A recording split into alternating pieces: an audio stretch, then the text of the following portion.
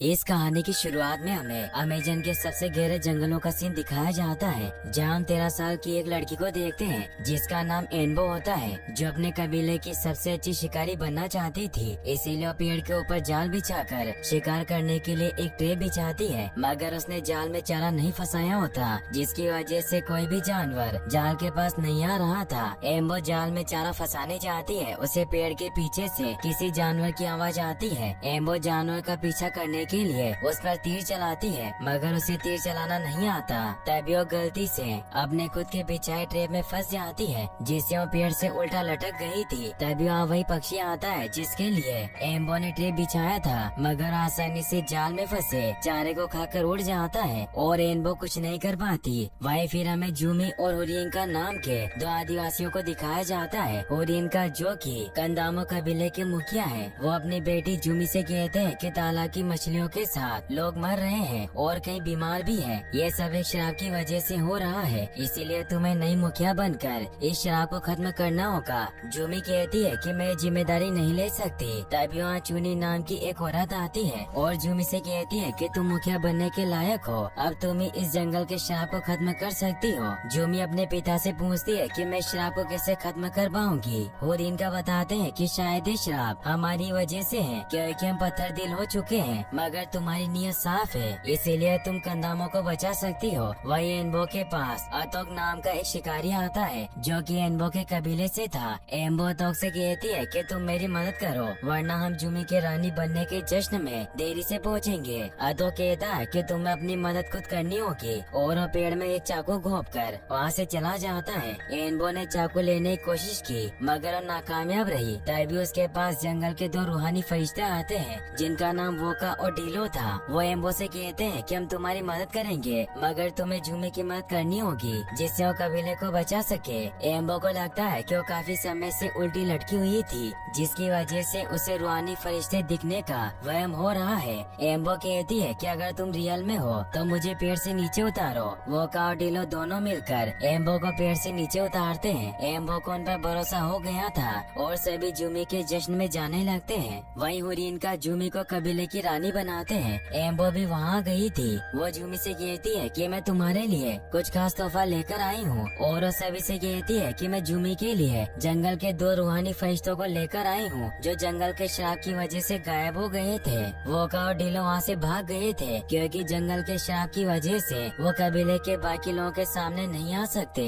रूहानी फरिश्तों के नहीं आने से सभी लोग एम्बो के ऊपर हंसते हैं, क्योंकि सभी को लगता है कि एम्बो झूठ बोल रही थी। एम्बो वहाँ से भागकर पेड़ के पास बैठकर रोने लगती है। वोका और डीलो एम्बो के पास आते हैं। वो एम्बो से कहते हैं कि जश्न में आने से हमारी जान को यकुरना से खतरा था, और उसके श्राप को खत्म करने का एक उपाय है। एम्बो श्राप को खत्म करने के बारे में पूछती है। वोका और डीलो बताते हैं कि जंगल के अंदर एक पेड़ की जड़ है, जो तुम्हारे कबीले के श्राप को खत्म कर देगी, मगर हमें पेड़ के बारे में नहीं पता। मगर मोटेलो मामा, जो एक बहुत बड़ा कछुआ है, वो तुम्हारी मदद जरूर करेगा। एम्बो जूमी के पास आकर कहती है कि मैं कबीले को छोड़कर जाना चाहती हूँ। जूमी उसे कबीले को छोड़कर जाने से मना करती है और कहती है कि ऐसी कोई जड़ होती जिससे श्राप को खत्म किया जाए तो कबीले के सरदार ने उसे पहले ही ढूंढ लिया होता। एम्बो चुनी के पास जाती है। चुनी कहती है कि मैंने तुम्हें पाला है, मगर अब तुम्हें अपनी माँ के बारे में जानना होगा। तुम मुझे एक पेड़ के नीचे मिली थी, जिसे तुम सबसे ज्यादा पसंद करती हो। मुझे तुम्हारे बारे में तुम्हारी माँ ने सपने में आकर बताया था। तुम्हारी माँ से बढ़िया शिकारी इस कबीले में कोई और नहीं था, और उसने मुझसे कहा कि मैं तुम्हें उसके बारे में बताऊं, और उसने मुझसे कहा कि मैं तुम्हें उसके बारे में तभी बताऊं जब तुम्हें फरिश्ते दिखाई दें। एम्बो अपनी माँ के बारे में बातें सुनते ही सो गई थी। अगले दिन सुबह एम्बो जूमी को लेकर चुनी के पास जाती है, मगर चुनी मर चुकी थी। अतोक वहाँ आकर कहता है कि चुनी एम्बो के फरिश्तों की वजह से मरी है। ये सुनकर एम्बो वहाँ से भाग जाती है। अतोक जूमी से कहता है कि चुनी को एम्बो ने मारा है,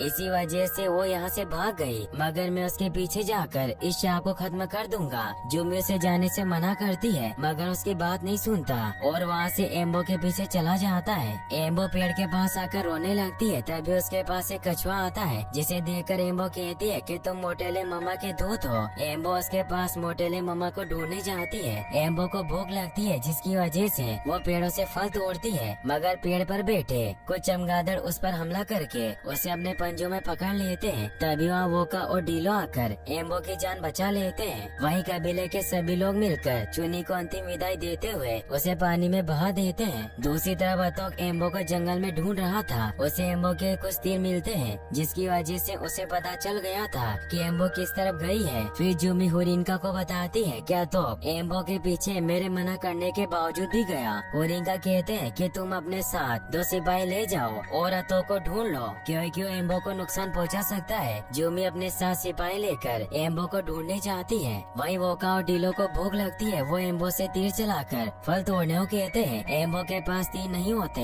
डीलो उसे नीचे से तीर उठाकर देता है। एम्बो फल तोड़ने की कोशिश करती है, मगर उसे तीर चलाना नहीं आता। इस वजह से दोनों उस पर हंसते हैं। डीलो तीर चलाकर फल तोड़ता है और एम्बो से कहता है कि तुम्हें खुद पर भरोसा करना होगा, और उसे एक खास तीर गिफ्ट में देता है और कहता है कि जब तुम्हें इसकी जरूरत होगी तब मैं तुम्हें दे दूंगा। और सभी मोटेलो मामा को ढूंढने के लिए ग्रेट रिवर की तरफ जाते हैं। एम्बो को जंगल में धुआं दिखाई देता है, जिसे देखने के लिए वो धुएं की तरफ जाती है। वोका और डीलो देखते हैं कि धुआं या कोरोना है, जिसे देखकर वहाँ से भाग जाते हैं। एम्बो एक पेड़ के ऊपर चढ़ गई थी। वो कुछ मशीनों और एक डेविड नाम के आदमी को देखती है। डीलो और वोका एम्बो के पास आते हैं, मगर डेविड उनके ऊपर धुएं से हमला करता है, जिससे बचने के लिए एम्बो और उसके साथी भागने लगते हैं और पानी में गिर जाते हैं, जिसकी वजह से धुआं उनका पीछा करना छोड़ देता है। एम्बो अकेले मोटेले मामा को ढूंढने जाती है, क्योंकि उसे लगता है कि मोटेले मामा नदी के आसपास रहते होंगे। मगर उसे अतो किडनैप कर लेता है और कहता है कि जूमी ने मुझे श्राप खत्म करने के लिए भेजा है। अतो एम्बो के हाथ खोल देता है और एक औरत के बारे में बात करने लगता है। एम्बो पास रखे तीर को लेती है और अतोक से कहती है कि तुम मेरी माँ के बारे में बात कर रहे हो, जिनका नाम लिजेनी था, और अतोक के ऊपर तीर चलाकर भाग जाती है। अतोक उसे पकड़कर कहता है कि मैं तुम्हारी माँ से बहुत प्यार करता था। तभी अचानक धरती हिलने लगती है और एम्बो पेड़ से नीचे गिरकर पानी में गिर जाती है, जहाँ उसे कछुआ मिलता है जो उसे पहले भी मिला था। एम्बो उसके पीछे जाती है और उसे पानी के अंदर छोड़ देती है। तभी वहाँ एक बड़ा सा कछुआ आता है, जिसे देखकर एम्बो डरकर पीछे जाती है। एम्बो से देखकर समझ गई थी कि वो मोटेले मामा है, इसीलिए उन्हें कहती है कि मैं लिजेना की बेटी हूँ। मोटेलो मामा एम्बो से कहती है कि तुम बिल्कुल अपनी माँ जैसी हो,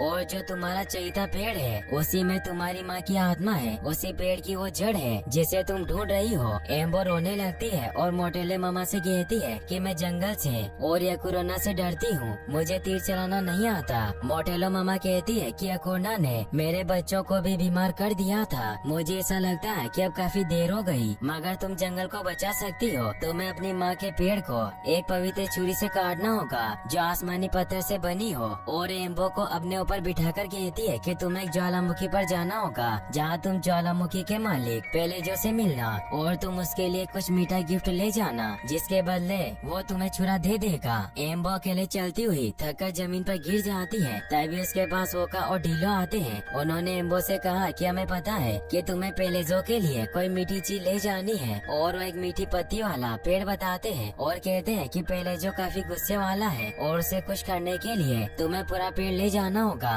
पेड़ को ले जाने के लिए डीलो और वोका एक लकड़ी की गाड़ी बनाते हैं, जिसके अंदर पेड़ को रखकर पेलेजो के पास खींचकर ले जाते हैं। मगर वोका थक गया था, जिसकी वजह से वो गाड़ी को धक्का नहीं लगाता। गाड़ी पहाड़ से गुड़क कर पलट जाती है। वहीं जूमी जंगल में सैनिकों के पास पहुँचती है और अतोक के पास जाती है। अतोक जूमी को डेविड से मिलवाता है। डेविड जूमी से कहता है कि मैं एक साइंटिस्ट हूँ और मैं दवाई बनाता हूँ। बीमारियों की वजह से ही तुम्हारे पिता की जान जाने वाली है, मगर मैं उन्हें बचा सकता हूँ। जूमी उसकी बात सुनकर खुश हो जाती है और उससे अपने साथ कबीले में चलने को कहती है। डेविड जूमी से एक डील करने को कहता है, जिसमें दवाइयों के बदले वो सोना लेगा। जूमी उसकी बात मान लेती है और उसे अपने साथ ले जाती है। वहीं एम्बो और उसके साथी ज्वालामुखी के पास पहुँच जाते हैं। पहले जो एम्बो को अपने हाथ में उठा लेता है। एम्बो उसे अपने बारे में बताती है और कहती है कि मोटेलो मामा ने हमें यहाँ भेजा है और मैं आसमानी पत्थर लेने आई हूँ। एम्बो उसे मीठी पत्तियों वाला पेड़ देती है, जिसे देखकर वो काफी खुश हो गया था और वो आसमानी पत्थर को छुरी में बदलकर एम्बो को देता है और ने जाने को कहता है। मगर अचानक ज्वालामुखी फटने लगता है, जिससे बचकर भागने के लिए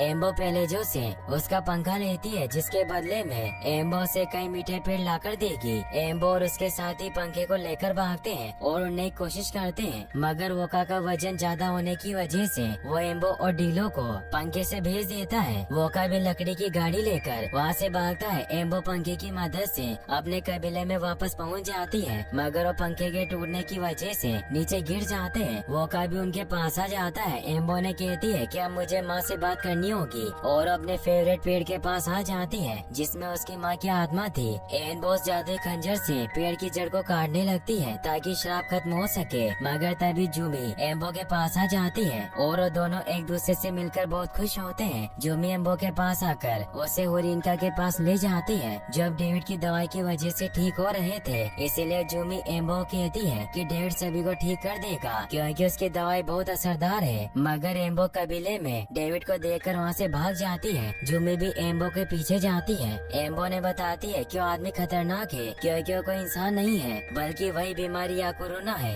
जो हमारे कबीले वालों को मार रहा है। मगर जूमी उसकी बात नहीं मानती क्योंकि उसे लगता है कि एम्बो झूठ बोल रही है। अतो को पता चलता है कि डेविड या कोरोना है, इसीलिए उस पर हमला करता है, मगर उसे जीत नहीं पाता और वहाँ से भागकर एम्बो के पास आता है जो पेड़ के पास बैठी हुई थी। वो उसे कहता है कि डेविड एक राक्षस है। एम्बो कहती है कि मुझे सब कुछ पता है। डेविड जूमी और उसके पिता को अपना गुलाम बना लेता है। दूसरी तरफ एम्बो अतो के साथ मिलकर पेड़ में आसमानी छुरे को घोंप देती है और रोने लगती है। पेड़ में से एक रोशनी बाहर आती है जिसमें से एम्बो की माँ लिजेनी निकलती है और वो एम्बो को गले लगाकर पूछती है कि सोने की नोक वाला तीर कहाँ है। वो का उसे तीर देता है। लिजेनी तीर में अपनी शक्तियाँ डालकर एम्बो को देती है। तभी जंगल में कुछ गाड़ियाँ आती है जिसकी आवाज सुनकर एम्बो कहती है कि मैंने आवाज पहले भी कहीं सुनी थी। ये यकुना के आदमी है जो जंगल के सोने को निकालने आ रहे हैं। लिजेनी एक आग का गोला बनाकर सभी को अपने पीछे आने को कहती है। वहीं जूमी अब डेविड के वश में थी, इसीलिए अपने सभी कबीले वालों से कहती है कि डेविड ने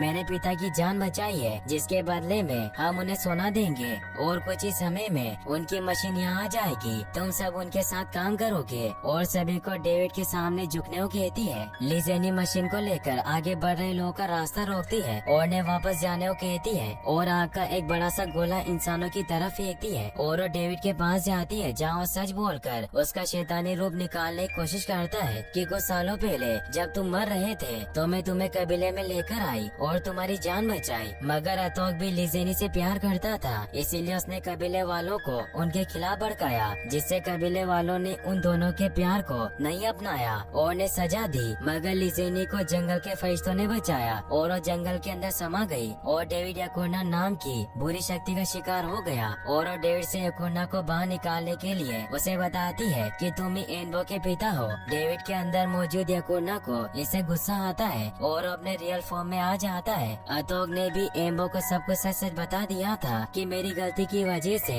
लिजेनी की जान गई थी। यकुना जूमी को पकड़कर अपने साथ ले जाता है। एम्बो से रोकने की कोशिश करती है मगर रोक नहीं पाती और अब यकुना जंगल को बर्बाद करने के लिए जंगल में सोना खोदने लगता है। एम्बो भागती हुई जाती है मगर वो यकुना के ऊपर जादुई तीर नहीं चलाती क्योंकि यकुना ने उसके पिता डेविड पर काबू कर रखा था। वो का और डीलो एम्बो से कहते हैं कि तुम अपने पिता के ऊपर तीर नहीं चला रही हो बल्कि यकुना को खत्म कर रही हो जिससे तुम्हारे पिता आजाद हो जाएंगे, इसीलिए तुम्हें तीर चलाना होगा। अतोक वोका और डीलो जूमी को बचाने जाते हैं मगर वो गुलाम बन गई थी जिसकी वजह से वो अतोक के साथ नहीं जाती। एम्बो के पास उसकी माँ आती है। एम्बो से कहती है कि आप मेरे तीर को सही राह दिखाना। लिजेनी उसे कहती है कि अब तुम्हें मेरी जरूरत नहीं, तुम अब तैयार हो और यकुना पर तीर चलाती है जिसकी वजह से यकुना खत्म हो जाता है। एम्बो जूमी को बचाने जाती है। जूमी ऊपर से कूद जाती है मगर अतोक उसे पकड़ लेता है। होरिनका एम्बो के पास आते हैं। जूमी होरिनका से कहती है कि श्राप खत्म हो गया है, अब हम आजाद हैं। लिजेनी फिर से एम्बो के पास आती है। डेविड भी अब यकुना के खत्म होने की वजह से इंसान बन गया था। डेविड अपनी बेटी को देखकर काफी खुश होता है और एम्बो से कहता है कि लिजेनी और मैं यहाँ नहीं रह सकते मगर हम हमेशा तुम्हारे आसपास रहेंगे।